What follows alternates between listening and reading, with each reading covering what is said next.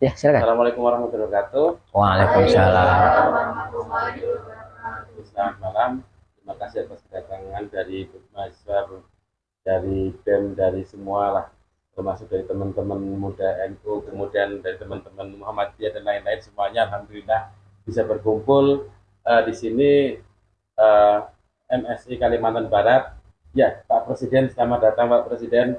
Eh, Mudah-mudahan nanti dari Prof. Agus selaku Ketua Umum Masyarakat Sejarawan Indonesia Kalimantan Barat akan minta tolong minta tolong untuk berbagi cerita Prof, isu-isu tentang kesejarahan dan bagaimana langkah-langkah kita bahwa perkembangan sejarah kita meresponnya dengan bagaimana. Nah, ada beberapa hal mungkin langsung yang akan dijelaskan langsung oleh Prof. Agus. Untuk waktu dan tempat, mohon bisa. Izin. Bismillahirrahmanirrahim. Assalamualaikum warahmatullahi wabarakatuh. Selamat malam semuanya. Salam sejahtera untuk kita semua ya. Yang saya hormati Ketua, ya sekarang saya sebutnya MSI, Ketua MSI Cabang Kalimantan Barat ya. Para mahasiswa, para pengurus ya, pimpinan fakultas ya, dan yang hadir di tempat ini semuanya. Alhamdulillah kita pada sore ini ya, pada malam ini ya, pada malam ini berkumpul untuk ya berdiskusi ya, terutama yang berkaitan dengan MSI ya. Ini memang Pak Basuki ini sudah cukup lama ya komunikasi dengan saya ya, bagaimana saya bisa datang ke Pontianak ya, karena sekarang saya jadi selebritis gitu ya. Jadi banyak undangan keluar gitu ya, maksudnya di samping saya di kampus ya, sehingga kadang sangat sulit ngatur waktu gitu ya. Jadi hari biasa saya kebetulan juga dosen di Prodi Pendidikan Sejarah UPI ya, Universitas Pendidikan Indonesia. Alhamdulillah dosen-dosen dari sini banyak alumni dari sana ya, S2-nya, S3-nya ya, ada yang saya bimbing, saya ajar gitu ya. Alhamdulillah bisa bersilaturahmi ya. Tadi pagi saya memberikan kuliah umum di S2 IPS ya. Nah, di samping itu ya saya juga pimpinan ya di FPIPS ya, saya juga dekan di Fakultas Pendidikan Ilmu Pengetahuan Sosial ya. Dan saya sudah 2 tahun diminta mungkin ya, bukan meminta, oleh cabang-cabang untuk menjadi ketua Masyarakat Sejarawan Indonesia Pusat ya.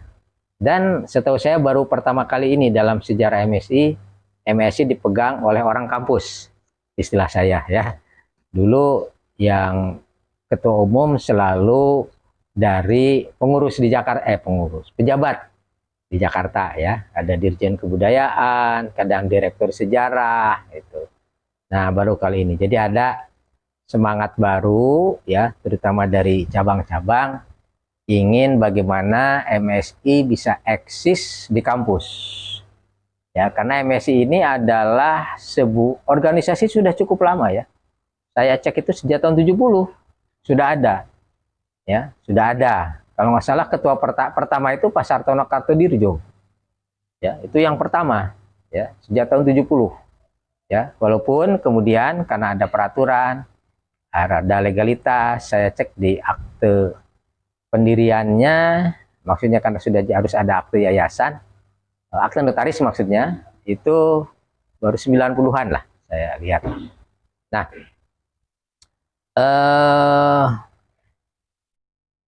ada beberapa hal yang memang menurut saya MSI ini merupakan bagian terpenting dari kehadiran negeri ini, kira-kira begitu ya. Jadi MSI ini menjadi satu bagian terpenting dari kehadiran negeri ini ya, karena tadi saya katakan MSI adalah sebuah organisasi profesi bagi para sejarawan ya. Saya juga nggak tahu kenapa namanya Masyarakat Sejarawan Indonesia, tidak Ikatan Ahli Sejarah misalkan.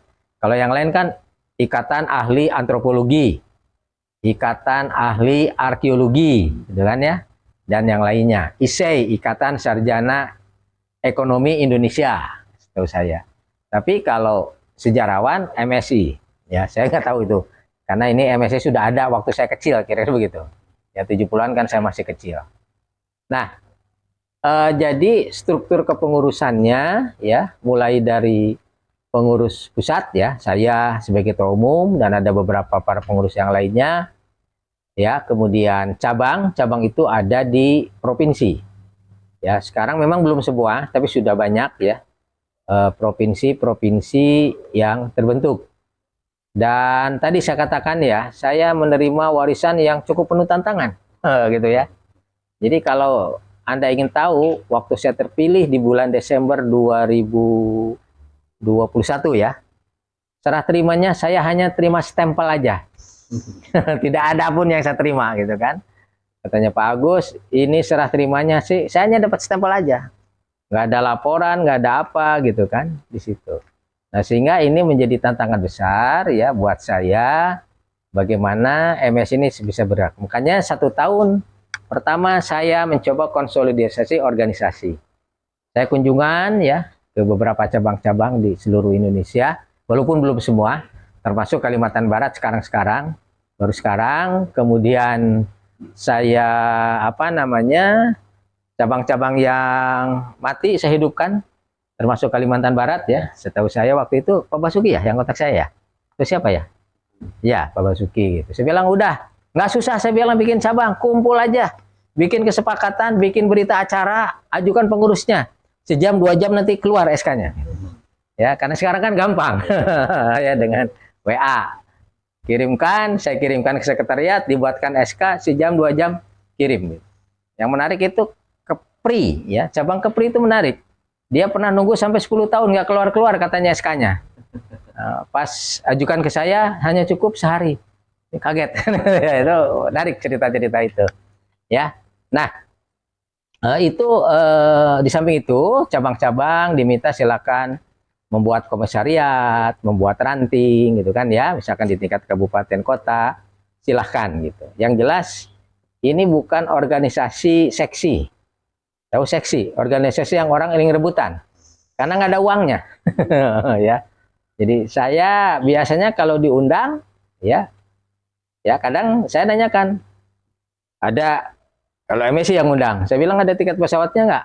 Nggak ada Pak, udah saya sebagai dekan punya SPPD. Nah, jadi saya pakai SPPD dekan, gitu kan.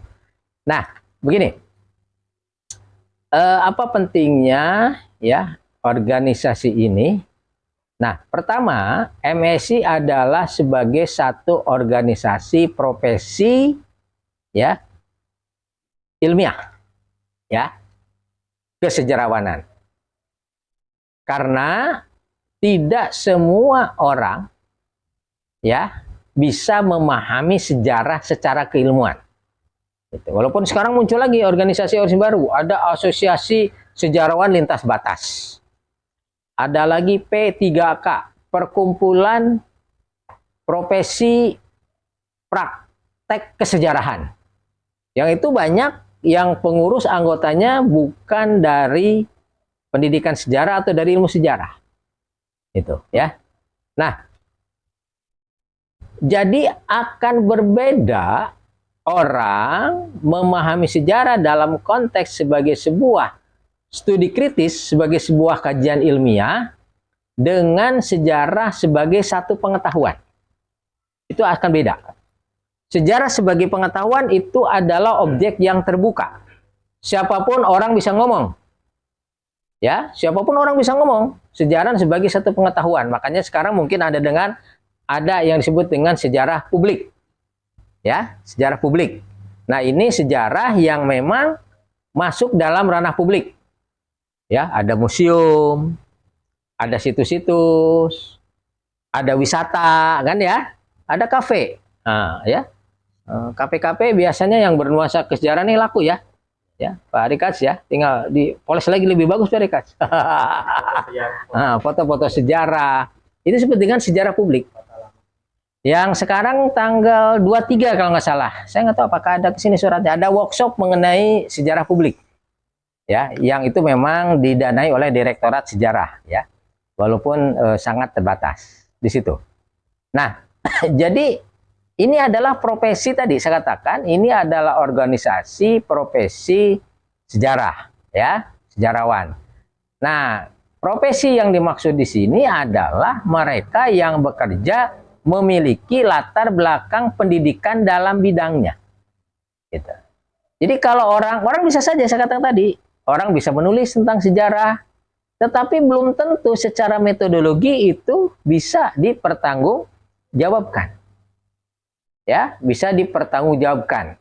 Jadi bagi orang yang belajar ilmu sejarah seperti saya lah, ya, saya kan S1-nya IKIP Bandung dulu pendidikan sejarah, sekarang UPI, S2-nya saya di UI di ilmu sejarah, S3 saya di UI di ilmu sejarah, terus guru besar saya memang di dalam bidang ilmu sejarah, bukan pendidikan sejarah, ya.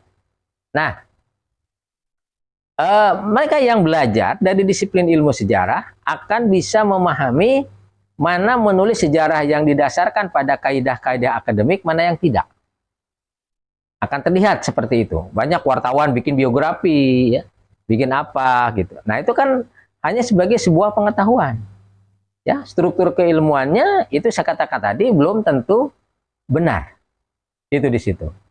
Nah, kemudian karena di sini ada prodi pendidikan sejarah, kebetulan juga saya ini lulusan S1 pendidikan sejarah dan sekarang saya mengajar di pendidikan sejarah, ya.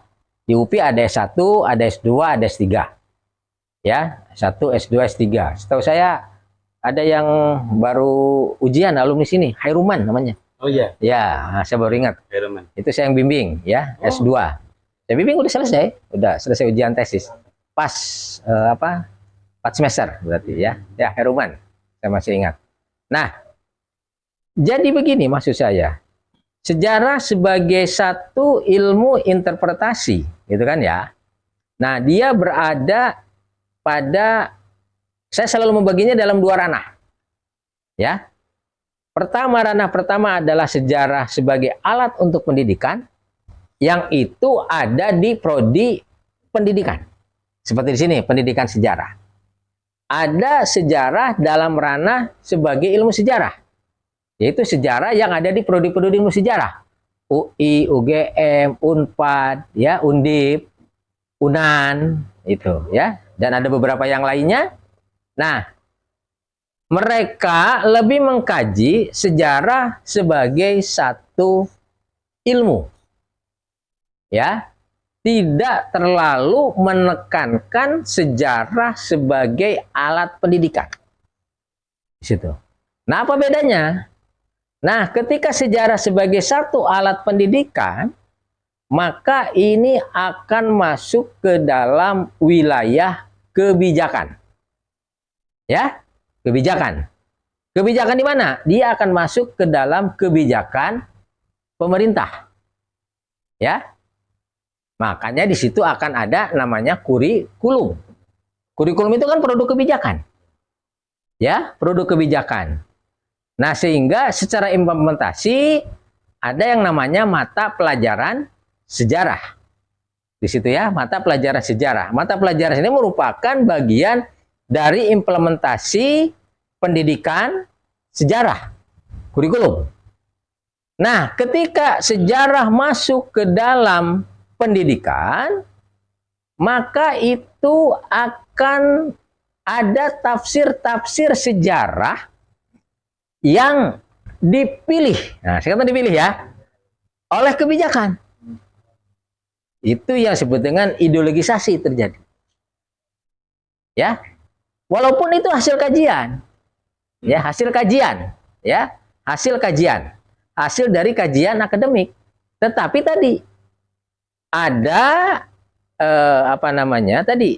ada kebijakan, ada interpretasi yang memang di situ pengambil kebijakan, dalam hal ini pemerintah, dia akan menetapkan hanya ini yang kami akui. Ya, di situ. Makanya saya ingin mengatakan, saya selalu menolak istilah sejarah itu dibelokkan, sejarah itu dibunyikan. Enggak. Sejarah itu ilmu interpretasi. Persoalan belok dan tidak belok itu masalah interpretasi.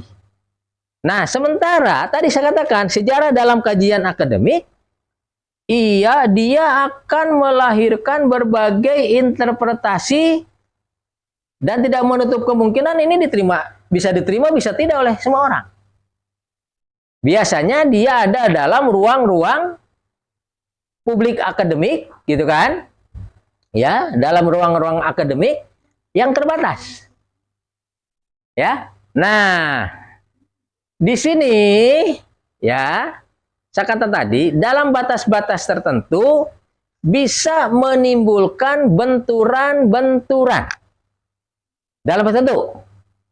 Ketika ada interpretasi yang dipilih oleh kebijakan dianggap tidak sesuai dengan apa yang terjadi pada wilayah akademik. Nah, di sini. Nah, biasanya ada disebut dengan politisasi di sini. Makanya sejarah itu memang politik di masa kini. Ya, itu ya. Sejarah ini kan politik di masa kini. Nah, saya malam berdiskusi dengan Pak Basuki. Saya bilang, Pak Basuki, sekarang lagi rame nih.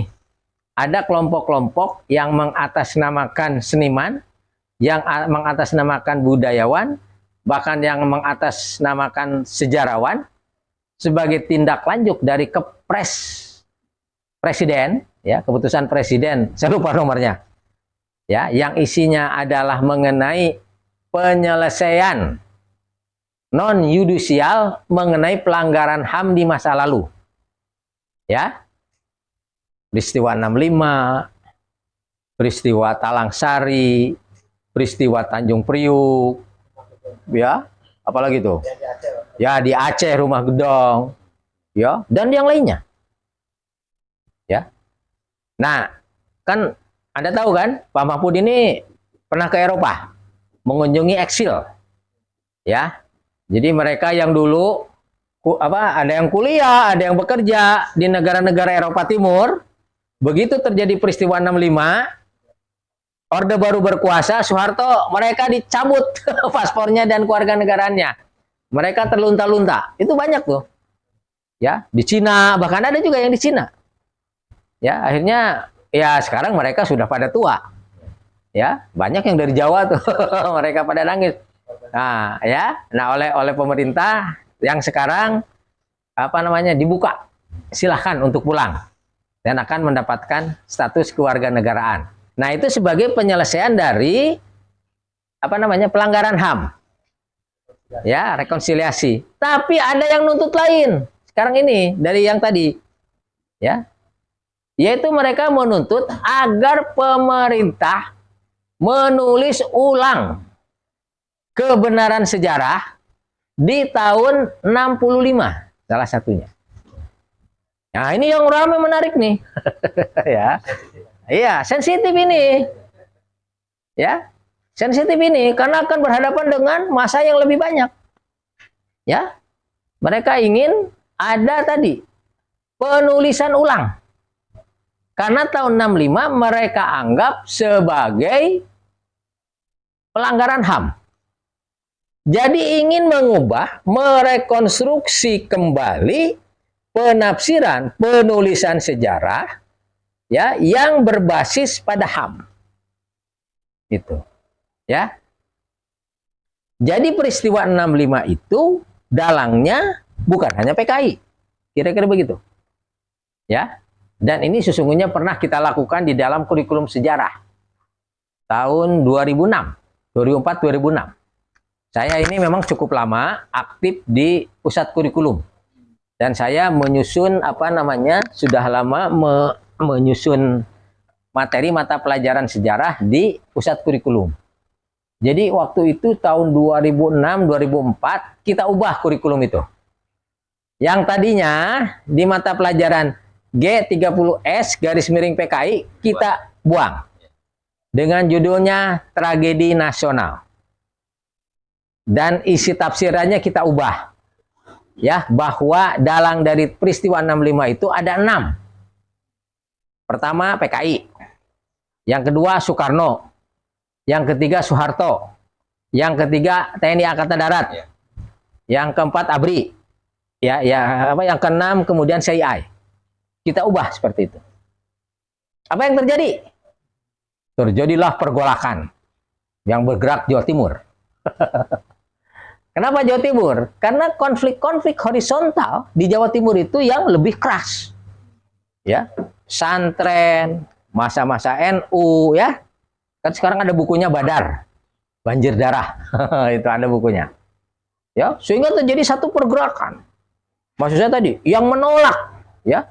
Yang menolak, ya, dan menyatakan bahwa kurikulum 2004 disusupi oleh PKI. Gitu. Oh, makasih. Ya, makasih, biar segini aja. Ya. Nah, jadi pernah kita lakukan. Ada gejolak, ada penolakan, ya. Nah, sehingga pemerintah turun tangan.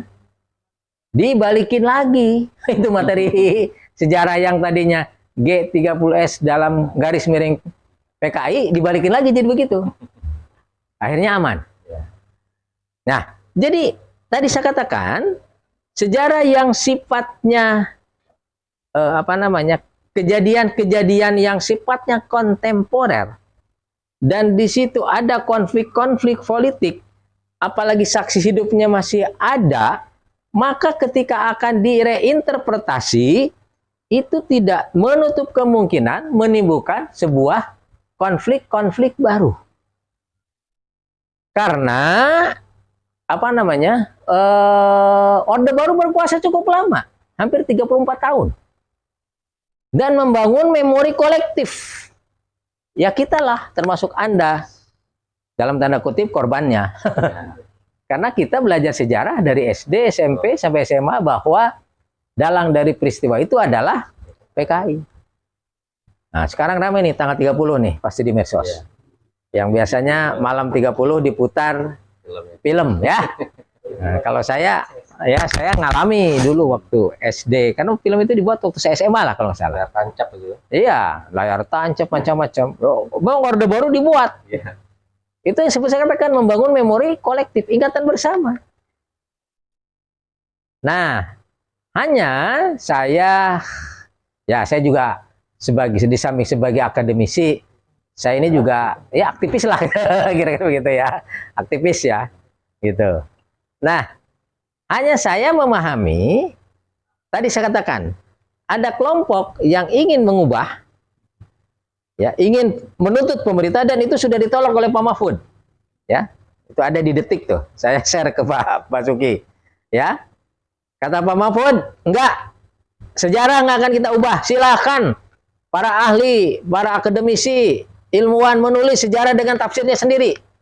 Tapi tafsir negara tetap seperti ini. Itu Pak Mahfud udah menolak sebagai Menko Polhukam. Ya. Nah, saya ini baru analisis aja ya, bukan dalam pengertian kajian akademik ya. Hanya analisis saya begini ya. Ini harus hati-hati gitu. Karena jangan sampai nanti menimbulkan konflik baru. Kalau penulisan sejarah, tadi saya katakan, basisnya adalah pada HAM. Ya, karena tadi saya katakan, konflik-konflik sebelum tahun 65, peristiwa 65, itu kan banyak terjadi ya. Bagaimana pesantren diserang, gitu kan ya. Pesantren, terutama di Jawa Timur. Bagaimana konflik antara BTI dengan petaninya PKI ya. Itu di situ. Konflik terjadi. Ya. Nah, walaupun tadi setelah peristiwa 65 ya banyak orang-orang PKI yang dianggap ya. Di situ kan saya dengar kalau di Jawa Timur tuh Bansar tuh. Masuk di situ ya. Nah, jadi yang memang harus kita antisipasi ini sejarah jangan dibalik. Artinya jangan menempatkan hanya PKI jadi korban atau orang yang dianggap PKI jadi korban. Ini yang harus kita hati-hati karena bisa menimbulkan konflik baru.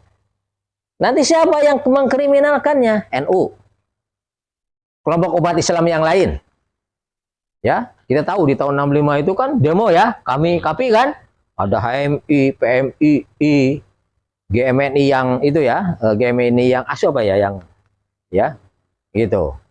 Kemudian dan yang lainnya banyak ya. Kemudian tokoh-tokoh yang lain ya. Nah, TNI apalagi. Nah, ini yang harus hati-hati ya. Apalagi kalau sudah menyangkut ormas besar semacam NU ya. Karena saya katakan tadi memang konflik yang terbesar itu di Jawa Timur. Jawa Timur, mungkin Jawa Tengah juga ya. Di ranah-ranah akar rumput istilah sekarang. Nah, inilah jadi saya sampaikan ke beberapa teman-teman di MSI, kita harus hati-hati di sini. Ya, ketika ada tuntutan-tuntutan seperti itu, apalagi mereka sudah bermain pada gerakan internasional ya. Mereka melalui Mahkamah Internasional. Ya, yang menuntut agar pemerintah meminta maaf. Nah, ini hati-hati. Saya ya mohon maaf ya, saya kebetulan aktif di Nahdlatul Ulama ya, di pusat maupun di wilayah. Saya sering sampaikan ke Kiai, Pak Kiai ini hati-hati Pak Kiai, saya bilang. Ini nanti kita yang dianggap kriminalnya gitu ya. Itu ya, saya sudah ingatkan beberapa kiai-kiai ya, gitu. Saya bilang nih hati-hati. Ini nanti terbalik saya bilang. Ya. Coba bayangkan nanti kalau itu membangun memori kolektif, wah NU bikin kekejaman dalam sejarahnya. Apa artinya yalal waton? Yalal waton. Waton minal iman. Ya, di situ. Ya, apalagi sekarang radikal dengan apa? Dengan moderasi bersatu. Ya, Anies dan Cak Imin. Amin. Tapi itu kacamata politik, walaupun tidak seperti itulah setahu saya. Itu hanya politik aja ya. Nah, jadi saya ingin tadi kembali ya, bagaimana MSI harus mengawal di dalam penulisan sejarah ini. Jangan, saya katakan, ketika sejarah masuk ke dalam tafsir untuk kepentingan politik, harus hati-hati, jangan sampai menimbulkan konflik-konflik baru. Dan ini tugas MSI, gitu ya. Dalam konteks tadi ya, dalam konteks kita melihat sejarah nasional, itu di situ, ya. Ini menjadi PR kita. Makanya harus dibuat, istilah saya membuat narasi-narasi tandingan. Ya, bikinlah. Alhamdulillah saya sangat senang nih Pak Basuki nanti dengan teman-teman bikin sejarah-sejarah lokal gitu ya. Yang memang sejarah lokal ini juga sebagai bagian dari dinamika nasional. Tapi kalau kita bicara misalkan revolusi, itu tetap kelokalan itu terjadi. Ini kan menarik. Revolusi ini kan menghantam kesultanan-kesultanan itu ya, kira. Ini masih sensitif nih, belum banyak orang menulis. Setahu saya baru Anthony Reid ya, revolusi Sumatera Timur ya, revolusi sosial di Sumatera Timur. Wah, itu mengerikan itu. Oh, ada Robert Grimm ya, mengenai revolusi di Jakarta. Ya, kemudian Anton Lukas, peristiwa 3 daerah. Ya, William Frederick ya, revolusi di Surabaya. Itu memakan kelompok-kelompok itu tadi, karena tadi ada kekuatan-kekuatan itu. Ya. Nah, di sini kembali lagi saya katakan saya sangat senang ya apabila MSI di cabang-cabang ini ya tadi istilah saya membuat sejarah-sejarah tandingan. Ya, tetap ditulis secara ilmiah. Ya. Kita bisa kerjasama dengan Pemda ya, mulai dari kabupaten ya, kemudian juga provinsi. Silakan menulis sejarahnya. Ya, menulis sejarahnya. Apalagi kalau kita mampu mampu menembus ke pihak pemerintah kabupaten kota, tulisan kita menjadi bagian dari muatan lokal. Bagus itu, ya, karena di dalam kurikulum setahu saya masih ada ruang untuk membelajarkan pembelajaran muatan lokal, sejarah lokal. Nah, ini saya kira di sini ya. Jadi MSI punya peran. Ya, MSI punya peran, ya. Saya lihat di beberapa daerah memang ada berbagai upaya dilakukan untuk penulisan-penulisan tadi sejarah lokal. Ya, yang itu nanti bisa bekerja sama. Memang ini akan sangat ditentukan oleh apa namanya, istilah saya kecerdasan, kecerdasan pengurus di dalam mengakses kepada pemerintah, ya di situ. Karena tadi saya katakan sejarah ini adalah dia akan menjadi politik masa kini. Dia adalah sebagai satu persepsi gitu kan ya terhadap perilaku manusia yang sudah lewat. Tergantung tadi. Kalau dia masuk politik ya bisa menjadi ramai juga itu. Nah itu saya kira beberapa hal yang saya berharap juga ya, karena di sini jelas ya Pak Basuki sudah banyak cerita ke saya. Di sini sejarah lisan ini menjadi penting ya, karena banyak tadi apa-apa yang masa lalu belum banyak dokumen tertulisnya, tetapi baru bisa diungkapkan dengan lisan. Dan ini perlu pendokumentasian ya, untuk tadi melihat masa lalu ya, karena tadi pentingnya sejarah dalam konteks pendidikan apa? Membangun jati diri.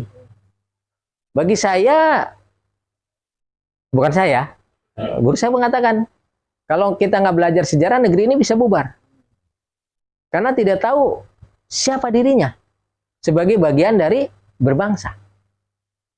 Itu di situ. Nah, alhamdulillah dengan pelajaran sejarah ya kita merasa ber-Indonesia lah kira-kira. Pelajaran sejarah ini mampu menanamkan ber-Indonesia. Ya, karena kita tadi melalui proses sejarah lah kita bersepakat untuk membentuk sebuah nation state. Membentuk satu negara bangsa. Negara bangsa secara teori biasanya lahir disebabkan oleh pengalaman bersama. Itu apa? Pengalaman dijajah. Ya, kita ini karena dijajah dengan cukup lama, ya, hampir wilayah yang sangat luas Indonesia. Alhamdulillah, kita bisa bersatu. Karena sejarah. Ya. Anda tahu, Malaysia itu ngurus 3 etnis saja sulit bersatu. Ya, 3 etnis. Cina dengan Cinanya sangat sulit. Melayu dengan Melayu, India. Itu saya dengar. Saya punya teman di Malaysia yang dosen sejarah cerita. Kami beda dengan Indonesia. Indonesia dengan ratusan suku itu kita bisa bersatu. Karena salah satunya adalah latar belakang sejarah yang sama. Apalagi dengan Sumpah Pemuda, ya, sehingga kita membentuk nation state, negara bangsa. Ya, saya termasuk selama lagu Indonesia Raya dinyanyikan, gitu kan ya. Selama ada upacara tiap hari Senin gitu ya. Bagi saya itu kita tidak akan pecah lah. Itu kan hanya persepsi politik saja ya di situ. Kita tidak akan pecah. Ya tadi saya katakan, karena kita dibangun tadi atas latar belakang sejarah yang sama dan punya kesepakatan yang bersama. Ya, di mana-mana kita merasa sebagai bukan bagian lagi ya, sebagai orang Indonesia. Suku kita ada, ya, tetapi suku di kita menjadi sebuah kekayaan. Tidak menjadi sebuah potensi konflik. Ya, di situ. Ya, ini yang menarik. Nah, itu salah satunya menurut saya sebagai bagian dari keberhasilan mata pelajaran sejarah. Walaupun kata skripsi, kata tesis, kata disertasi, pelajaran sejarah membosankan. Coba kalau baca di latar belakang. Yang kuliah di jurusan sejarah itu ya, yang mengambil mengambil materi pembelajaran sejarah ya. Saya kira itu mungkin Pak Basuki provokasi saya ya. Nah, saya bilang provokasi. Ya, sekali lagi saya mengucapkan terima kasih. Saya sangat senang ya bisa berkunjung ya ke Pontianak ya. Jadi ada 3 sesi ya. Tadi IPS, S2. Karena Pak Basuki MSI, saya bilang MSI Pak Basuki, saya ingin ngomong. Nah, besok baru di pendidikan sejarah ya. Itu saja Pak Basuki. Terima kasih. Monggo kalau mau ada yang ditanyakan, diskusi silahkan ya. Assalamualaikum warahmatullahi wabarakatuh. Terima kasih Prof. Agus atas kesempatannya, banyak sekali, dan sampai hari ini saya masih tercengang dengan apa yang Prof. Agus sampaikan, dan banyak hal yang menjadi PR bersama tentunya ya, baik di level nasional maupun lokal tadi ya. Di level nasional tadi bisa saja nanti terjadi penjungkir balikan tadi ya. Kemudian di level lokal juga tadi kita memiliki tradisi desain yang kuat daripada tradisi yang tulis yang masih lemah ya. Otomatis kita harus berburu dengan waktu. Mumpung masih hidup, mumpung masih ada yang bercerita dan lain-lain. Ini juga menjadi PR bersama. Apalagi kita juga bagaimana mewariskan nilai-nilai sejarah ke generasi berikutnya dengan cara apa yang tepat, apa dengan generasi-generasi yang sekarang ya. Generasi sekarang itu kan mungkin ada orang dulu mengatakan generasi sekarang itu lemah gitu ya. Karena apa? Tidurnya kelantar untuk tidur-tidur saja gitu ya. Padahal ternyata yang lemahnya mereka mampu menggerakkan dunia lewat handphone di tangannya gitu. Nah, bagaimana kemampuan handphone di tangan bisa merubah dunia? Bagaimana kemampuan handphone bisa keliling-keliling dunia? Nah, apakah ini juga akan berpengaruh terhadap nanti model-model pewarisan sejarah bagaimana? Mungkin nanti bisa menjadi salah satu yang didiskusikan. Monggo dari adik-adik semuanya yang di sini bisa dipersilakan untuk bertanya. Kebetulan terima kasih, saya lupa nggak mengucapkan Pak Eka, Pak Dekan, lupa nggak mengucapkan karena Pak Dekan sudah saya anggap sebagai ini sendiri. Kalau Pak Dekan juga MSI juga sebagai ketua komisinya Pak Dekan ya. Yang Kemudian sama. Ya, kemudian ada Mas Rikas, kemudian Pak Sahid, Pak Anwar juga teman diskusi saya yang sekarang memegang Ma'arif. Kalau nggak salah tadi ada yang sempat ngobrol dengan saya, katanya ada yang besok mau ke Jakarta untuk ikut Jambore ya. Sudah di sini kan orangnya ya. apa Berkamanas bukan? Hah? Oh, Sako. Saya dulu waktu di Jawa Barat pernah jadi tempat Perkamanas. Saya waktu Sekum. Ya, jadi panitia lah sebut saya. Mungkin silakan kalau ada yang ditanyakan semuanya tidak ini diperbolehkan monggo. Ya, silakan. Selamat malam semuanya. Jadi semangatnya masih tidak ngantuk gitu ya. Oke, selamat siang. Sebelumnya perkenalkan nama saya Niko dari mahasiswa pendidikan sejarah FKIP Universitas Patimura. Jadi saya ingin bertanya, ini kan soal sejarah kontemporer gitu kan. Nah, biasanya itu kalau sejarah kontemporer itu memiliki banyak sejarah yang tersebut. Mungkin kita bisa ambil contoh kayak di seperti Bapak ngomong soal itu kan sejarah tentang PKI itu. Nah, tahun 1996 kan terjadi ini gejolak politik itu di Indonesia. Nah, kalau kita ambil di Kalimantan Barat itu kan kena imbasnya gitu. Ya. Itu melahirkan konflik rasial Ya. terhadap orang Tionghoa. Dimana kalau orang Tionghoa ini kan dicap simpatisan PKI. Ya. Dan juga memihak PKS para Ya, Paraku. itu kan pasukan gerilyawan rakyat Sarawak dan pasukan rakyat Garuda Utara itu. Ya. Mereka mendukung itu. Nah, artinya itu mereka melahirkan tragedi Angkot Merah. Nah, di mana yang di dalamnya itu kalau kita ngomong kelas utamanya gitu kan? Ya. Saya itu. Maka kalau bisa ada yang saya sama itu TNI Angkatan Darat gitu. Dan itu mereka masuk ke penantaian sama permukiman. Ya. Jadi kita juga tidak heran kalau orang Tionghoa ini mereka tuh banyak di pesisiran gitu. Ya. Mereka dulunya di pedalaman. Dan Ya. ini kita banyak dulu sama dengan tadi.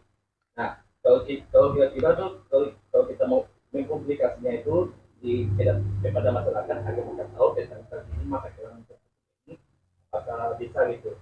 Terus bagaimana caranya kita mengpublikasinya dengan aman gitu. Kalau tentang bagi masyarakat. Mungkin sekian dari saya. Ya. Ada lagi yang lain? Ya. Di ujung sini dulu. Ya, silakan.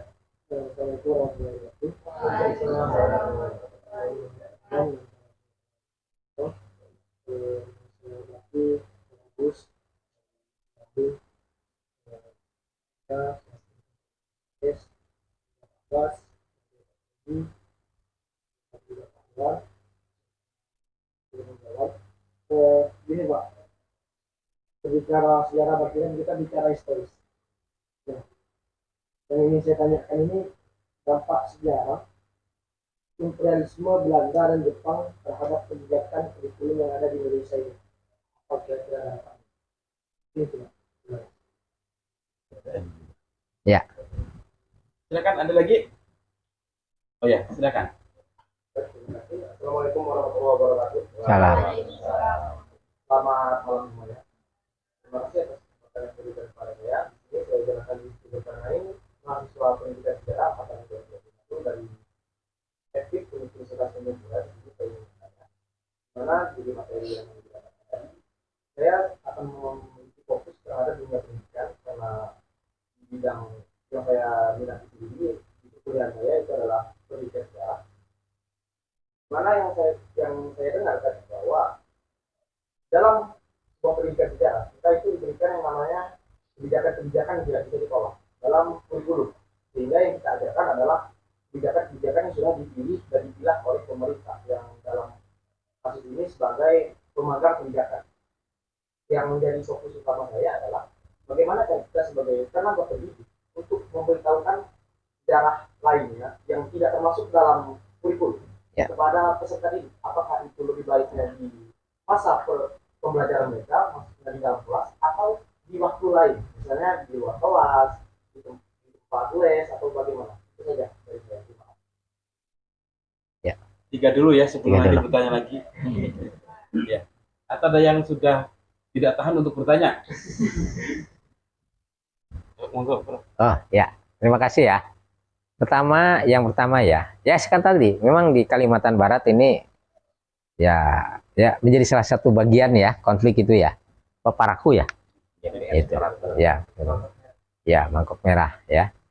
Nah jadi begini ya, memang menurut beberapa hasil penelitian ya, tidak semua orang yang kemudian dicap PKI adalah PKI. Nah itu ya, ada beberapa penelitian mulai sejarah Lisa itu di situ ya, karena di tahun 65 ini sesungguhnya terjadi konflik politik antar berbagai kekuatan yang semua sentralnya yang akan menentukan ini adalah Soekarno, terutama ketika Soekarno menetapkan demokrasi terpimpin, kan dia menjadi pemimpin tunggal sesungguhnya ya. Nah disinilah kemudian beberapa kekuatan-kekuatan yang mencoba mempengaruhi Soekarno atau mendekatilah kalau bukan mempengaruhi ya. Memang yang ya dalam tanda kutip lah cukup berhasil mempengaruhi dan mendekati Soekarno adalah PKI, apalagi dengan asas ketika menerapkan Nasakom ya, nasionalis agama komunis ya. Soekarno kan PNI ya, termasuk PNI di situ, walaupun kan PNI juga pecah ya. Nah sehingga termasuk juga Angkatan Darat, karena waktu itu tentara kan berpolitik ya, Angkatan Darat. Hanya memang yang paling kencang itu adalah antara Angkatan Darat dengan PKI di situ. Nah itu salah satu yang melatar belakangi kenapa NU waktu itu kan sebagai partai politik ya masuk ke dalam Nasakom. Sebenarnya saya mendapatkan beberapa penjelasan dari beberapa tulisan juga ya, masuknya NU di Nasakom bukan berarti NU mendukung terhadap ajaran komunis, tetapi NU ingin membangun keseimbangan politik karena nggak mau Bung Karno ini nanti dipengaruhi oleh PKI. Itu di situ ya. Nah sehingga terjadilah peristiwa 65 ya, dan di dalam peristiwa 65 itu ada penelitian yang sangat dikenal oleh para sejarawan dari Cornell, sehingga yang disebut dengan Cornell Paper. Ya, di dalam Cornell Paper itu penelitian itu menghasilkan kesimpulan tadi yang saya bilang tadi, ada 6 dalang istilahnya di situ. Tapi secara politis karena dimenangkan oleh TNI Angkatan Darat ya, terutama Soeharto ya, sehingga sejarah dibikin tafsir tunggal. Itu saja, dibikin tafsir tunggal dan melakukan berbagai kebijakan-kebijakan yang sekarang orang menyebutnya sebagai terjadi pelanggaran HAM. Itu tadi, Anda kebayangkan orang lagi sekolah di luar negeri, dikirim oleh negara ya, terutama di negara Eropa Timur ya. Begitu peristiwa itu dan terjadi peralihan kekuasaan nggak bisa pulang. Bahkan mereka dicabut kewarganegaranya, disebut dengan eksil sekarang. Ya sekarang mereka sudah pada tua gitu. Ya mereka banyak menangis-nangis kalau udah kan di beberapa TV ya, di Metro, di TV One saya lihat Diwawancarai kan, mereka menangis-nangis karena mereka nggak merasa. Tapi kan kalau politik itu nggak tebang pilih. Kalau sudah dikatakan hitam, hitam aja itu di situ. Nah, memang saya sih secara pribadi sebagai sejarawan, sebagai seorang juga pendidik sejarah, tidak masalah kalau memang ada tafsir yang sifatnya akademik. Gitu kan? Jadi kalaupun ditanamkan pada anak-anak sifatnya akademik, bukan tafsir yang saya katakan tadi. Ini bersifat politis. Cuma ingin saya sampaikan, sekarang kita sulit berdamai dengan sejarah. Bahasa saya. Ya kelompok-kelompok yang anti PKI, gitu kan? Mereka nggak mau mengubah itu. Dan pemerintah juga tidak mau bersiko. Ya, sekarang memang penyelesaian HAM itu memang, kalau kan itu kan penyelesaian itu lebih kepada jalur-jalur yang biarkan aja selesai secara alami gitu. Ya, sekarang kan nggak ada lagi. Zaman saya di zaman Orde Baru jadi PNS ada litsus dulu. Zaman saya dulu waktu PNS ya. Nggak bisa tahun 80, 90-an. Itu jadi PNS itu harus diteliti keluarganya. Turunan PKI bukan. Kalau nggak turun, karena laporan intelijen itu sangat detail. Kalau dicap, misalkan ayah saya pernah aktif, ya, atau ibu saya misalkan aktif di Gerwani, udah saya nggak lolos.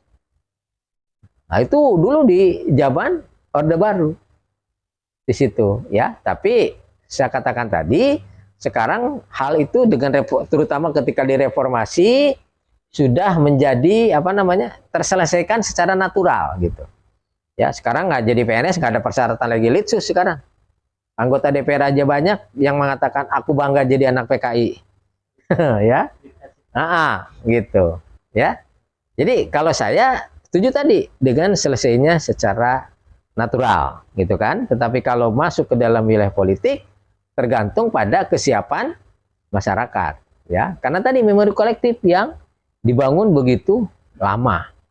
Ya, hampir 34 tahun oleh Orde Baru di situ, ya. Nah, ini saya melihatnya seperti itu, ya. Nah, kemudian apa sih kontribusi penjajah dalam pendidikan, Pak ya? Wah, itu sudah sangat besar. Kita mengenal sistem persekolahan itu dari mana? Dari penjajahan. Ya, sejak zaman VOC itu sudah ada sekolah-sekolah, apalagi sekolah secara formal, secara massal. Itu 1901 ketika diterapkannya politik etis. Ya, sebab dulu kita hanya mengenal sistem pendidikan adalah pendidikan pesantren. Ya, kalau yang Islam, ya, itu sering disebut dengan pendidikan non formal, ya. Tetapi kita mengenal sistem pendidikan sekolah, ya, sampai perguruan tinggi itu diperkenalkan oleh Belanda, ya, dengan kebijakan politik etis, ya. Berdirilah, walaupun waktu itu pendidikannya dualisme. Ada pendidikan khusus untuk orang-orang Eropa, ya, misalkan sekolah dasar ELS, ya, Eropa Law School. Nah, kalau yang rakyat ya cukuplah dengan Volk School, sekolah rakyat, ya. Di tingkat menengah ada HIS untuk orang-orang pribumi, Holland Inland School. Tapi untuk orang Belanda ada HBS. Nah, biasanya mereka yang masuk nanti ya menjadi elit-elit pribumi, baik yang nasionalis maupun yang birokrat, itu biasanya mereka banyak yang berlatar belakang dari sistem pendidikan yang ditujukan untuk orang-orang Eropa. Soekarno itu sejak kecil udah masuk ILS, ya, sekolah untuk orang-orang Eropa, ya. Mungkin di sini tokoh-tokoh yang lain juga ada. Nah, itu merupakan dampak yang besar. Begitupun Jepang, ya. Jepang lebih berhasil kepada pendidikan militer. Saya nggak tahu apakah upacara asalnya dari Jepang, mungkin ya, gitu. Karena hanya di kita. Anda kalau ke Malaysia nggak ada upacara hari Senin. Makanya 3 etnis itu nggak susah disatukan. Ya, iya. Saya kalau ketemu orang Malaysia, maksudnya yang dari perguruan tinggi itu, selalu nanya, Pak Agus di sini ada sekolah Cina nggak? Nggak ada, saya bilang. Terus di sini kalau sekolah Cina bahasanya bahasa Indonesia bukan? Saya bilang sekolah apapun di sini bahasa Indonesia. Saya bilang di sini tidak ada sekolah khusus orang Cina, tapi ada sekolah yang siswanya mayoritas Cina. Karena yayasan penyelenggaraannya itu agamanya sama dengan orang Cina, terutama sekolah-sekolah Kristen gitu. Saya bilang begitu. Terus gimana bahasanya? Nanya lagi bahasanya. Saya bilang di sini tergantung wilayahnya. Kalau di Bandung orang Cina bisa bahasa Sundanya lebih halus daripada orang Sunda. Kaget mereka gitu. Kalau di Jawa saya bilang bahasa Cinanya orang Cina bahasa Jawa. Oh gitu. Iya ya, saya bilang. Itulah Indonesia. Ya, karena tadi keberhasilan dari pendidikan, ya. Begitupun di masa pendudukan Jepang, ya. Jadi kita mengenal sistem pendidikan modern gitu kan, yaitu tadi ya itu dari warisan dari pendidikan kolonial, ya, di zaman politik etis, ya. Itu yang pertanyaan kedua. Kemudian pertanyaan yang ketiga ya, mengenai sebenarnya itu berkaitan dengan apa yang saya sampaikan mengenai pendidikan sejarah. Ya, bagaimana kita sebagai guru sejarah ketika menyampaikan tafsir-tafsir sejarah yang beragam, katakan begitu. Ya. Nah, pertama kita harus memahami mengenai kompetensi yang dituntut dari mata pelajaran sejarah yang mengikuti pada kurikulum sejarah. Ya. Nah, kan kalau kita pelajari kompetensi itu kan bisa kita bagi dalam 3 ranah kan? Ada ranah pengetahuan, ya, ada ranah sikap, ada ranah keterampilan. Ya. Pengetahuan di dalam sejarah, pengetahuan tentang fakta, pengetahuan tentang orang, pengetahuan tentang peristiwa. Sikap itu adalah lebih kepada values, pada nilai. Nilai yang merupakan dasarnya dari pengetahuan. Misalkan apa? Sikap, rasa nasionalis gitu kan ya. Patriotisme, ya. Nah, keterampilan kalau di dalam sejarah yang saya pahami bukan keterampilan motorik. Ya, apa motorik? Ya, kalau olahraga kan motorik. Bagaimana anak diajarkan mengenai cara renang yang bagus, kan gitu ya. Diajarkan ini gaya dada, gitu kan. Ini gaya kata, gaya punggung itu kan. Diajarin gerak-gerak tangannya, kakinya. Itu motorik. Itu keterampilan. Kalau saya bisanya hanya gaya batu. Langsung nyemplung, langsung ke bawah. Nggak naik lagi. Karena nggak bisa berenang. Ya. Nah, kalau sejarah tidak begitu. Nggak ada yang motorik. Sejarah lebih pada melatih keterampilan berpikir. Itu tadi, berpikir kritis. Nah, untuk mampu mengembangkan keterampilan berpikir kritis dalam memahami sejarah, guru harus paham mengenai metodologi sejarah. Itu penting. Bagaimana memahami sumber, gitu kan ya. Bagaimana memvalidasi sumber atau mengkritik sumber. Bagaimana menginterpretasikan terhadap sumber. Bagaimana sumber itu ketika direkonstruksi menjadi sebuah karya historiografi, itu penting. Nah, maksud saya adalah tadi ketika siswa bertanya adanya tafsir-tafsir lain dari tadi pengetahuan sejarah yang dia peroleh. Kalau itu sebagai sebuah kebenaran, kalau itu merupakan perbedaan dalam penafsiran tapi memang itu sebuah sesuatu dari hasil sebuah penelitian, terima saja. Ya, siswa dilatih berpikir kritis. Tapi ada tapinya lagi, guru sejarah jangan jadi provokator. Itu yang harus dijaga. Bener anak-anak, itu pemerintah sekarang tuh bohong semua. Wah, itu yang nggak boleh. Itu tafsir sejarah bukan anak-anak, bukan PKI. Yang salah itu dulu Soeharto. Soeharto itu kejam. Karena mungkin dulu keluarganya zaman Orde Baru habis, bisa gitu aja kan. Nah, dia jadi guru sejarah, jadi pendendam Soeharto. Kesempatan buat anak-anak. Jadi tidak boleh begitu. Setelah saya menjadi provokator. Ya. Nah, itu dulu yang model berpikir kritis ini saya nggak tahu sekarang ya, karena saya sekarang sudah nggak jadi lagi tim pengembang kurikulum. Dulu ada di dalam mata pelajaran sejarah di SMA itu di peminatan. Ya, kan namanya sejarah. Ya, kalau yang wajib kan sejarah Indonesia. Nah, itu lebih ideologis ya. Lebih tadi ya, lebih politis mungkin kalau yang itu. Nah, jadi keterampilan ini menjadi sesuatu yang sangat penting ya bagi guru sejarah ya. Jadi saya tidak ingin guru sejarah atau mereka yang belajar sejarah, saya kan tadi, saya terus terang termasuk yang tidak setuju dengan sikap Pak Asfi ya, yang selalu kayak provokator gitu, ingin menjadi pembela Bung Karno gitu. Ya kenapa ya, menurut saya ya akademisi itu harus objektif ya, akademis itu harus objektif, artinya harus menggunakan kerangka ilmiah, tidak bersifat hitam putih gitu kan ya ketika melihat sejarah. Apalagi sejarah, saya katakan tadi, di dalam ilmu sejarah dia bisa menimbulkan berbagai multi interpretasi. Silahkan, tapi jangan salah itu, ini gara-gara tafsir Soeharto gitu. Soeharto itu memang kejam, Soeharto itu memang otoriter. Soeharto bilang, enakku zamanku toh. Aman tuh. Aman. Ya, akuilah yang hidup zaman Orde Baru. Saya ngakui itu, memang zaman Soeharto itu enak. Harga-harga terkendali, gitu kan ya. Uang tuh berharga. Gitu ya. Sekarang saya dapat uang segitu, besok lusa udah habis lagi gitu. Padahal rasanya gede gitu. Ya. Dan jasa Soeharto itu saya sering sampaikan.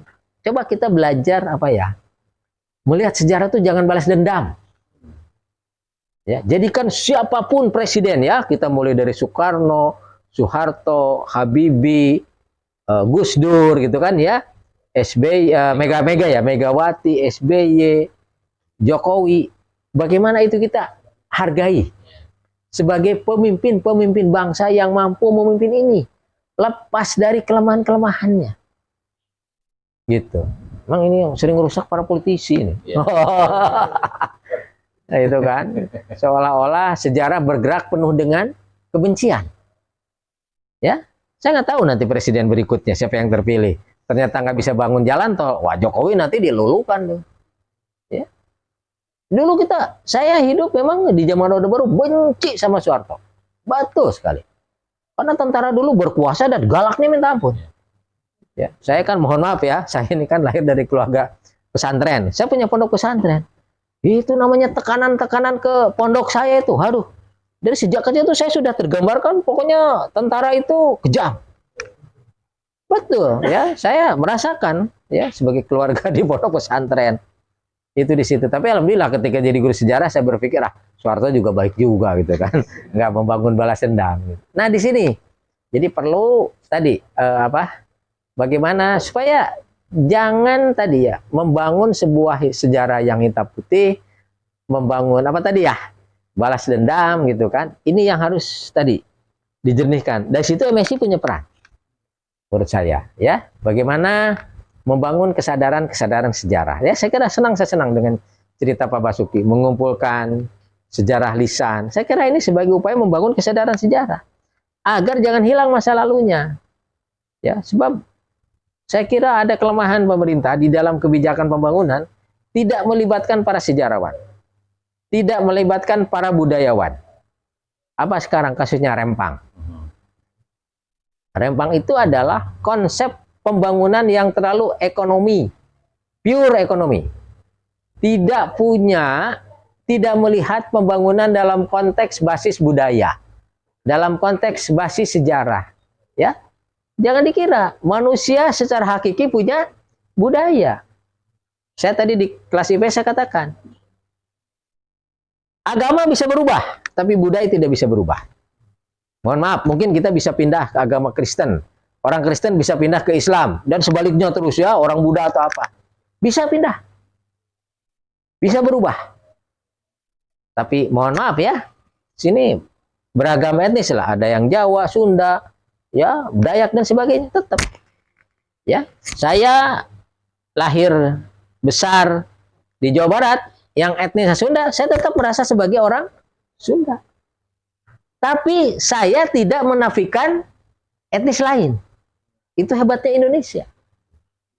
Dan kita tidak merasa sebagai apa namanya? Ada arogansi budaya. Itu hebatnya Indonesia. Jadi nggak bisa berubah, budaya itu nggak bisa.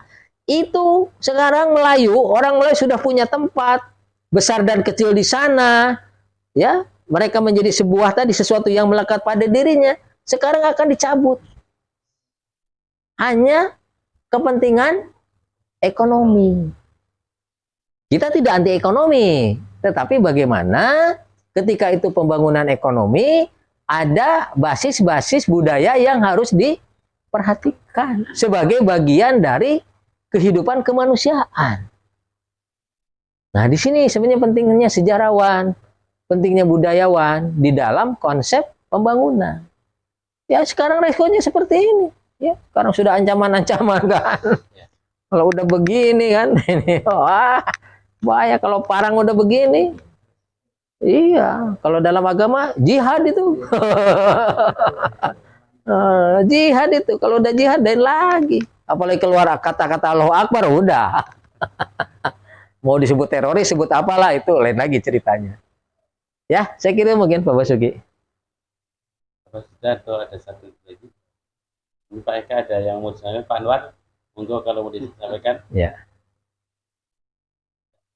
Cukup lah. Ya, cukup lah ya. Nanti mungkin di lain kesempatan atau nanti ini, karena pertama saya juga mengucapkan terima kasih Sama-sama yang sudah menyisikan waktunya untuk datang diskusi dengan mahasiswa dan dari teman-teman lintas organisasi dan lintas ini juga banyak mungkin tidak akan pernah menyimpulkan dari sebuah diskusi. Kalau ada yang masih bingung, saya malah bersyukur karena dari bingung itu nanti bisa kemudian berpikir gitu ya. Sampai kita pulang sudah berpuas diri, habis ngopi langsung tidur gitu. Tapi juga berpikir karena saya tadi malam juga termasuk korban Pak Agus. Korban provokasi. Ya, jadi tadi malam ketika saya membaca sebuah artikel tentang itu, saya berpikir, wah ini juga luar biasa sekali gitu. Sehingga akhirnya ada diskusi sebentar dengan Kang Fauzi, akhirnya baru jam 9 pagi baru tidur dan bangun ada aktivitas lainnya. Ini juga dari kegelisahan dari saya rasa ini yang justru akan memacu kita untuk bagaimana kita berpikir ke depan, bagaimana kita melihat sebuah peristiwa dan lain-lain. Tadi juga sangat menarik sebuah kalimat-kalimat, kemudian dari pertanyaan-pertanyaan juga sangat menarik juga. Tapi apalah menariknya sebuah perkataan kalau hanya selesai di hari ini saja. Makanya saya pun juga sengaja hanya 1 jam saja. Karena apa? Biar pertama juga selalu ada rasa penasaran di mahasiswa. Kemudian berikutnya saya juga mudah-mudahan dari rasa penasaran ini nanti timbul diskusi-diskusi berikutnya. Karena kalau kita tidak ada diskusi berikutnya percuma juga. Ya tadi kita pulang tidur nyenyak, bangun ya besoknya sama dengan hari besoknya lagi. Nah, inilah yang harapan saya, mudah-mudahan ada yang tidur tidak nyenyak tapi untuk berpikir begini. Terima kasih, tadi juga sesuatu yang sangat menarik sekali yang nanti mudah-mudahan bisa ditindaklanjuti menjadi forum-forum diskusi baik lintas kampus atau lintas organisasi dan lain-lain. Terima kasih sekali atas kedatangannya. Nanti bisa dilanjutkan diskusi di pojok-pojok diskusi atau di warung kopi atau dimanapun tempat yang kita bisa diskusi. Tadi yang menarik ya Prof. Agus katanya enak zaman Pak Soeharto gitu ya. Jadi ternyata kesimpulan Pak Agus sama dengan bapak saya. Bapak saya juga bilang begitu, katanya enak dengan Pak Soeharto. Ternyata karena ibu saya masih muda waktu itu, Pak. Jadi bapak saya itu bilang enak zaman Pak Soeharto gitu. Tadi yang jelas tadi kita dari beraneka ragam suku bangsa dan lain-lain, ingat langit tidak akan indah tanpa perbedaan warna. Justru menjadi indah ketika terjadi perbedaan warna. Itu terima kasih. Wassalamualaikum warahmatullahi wabarakatuh.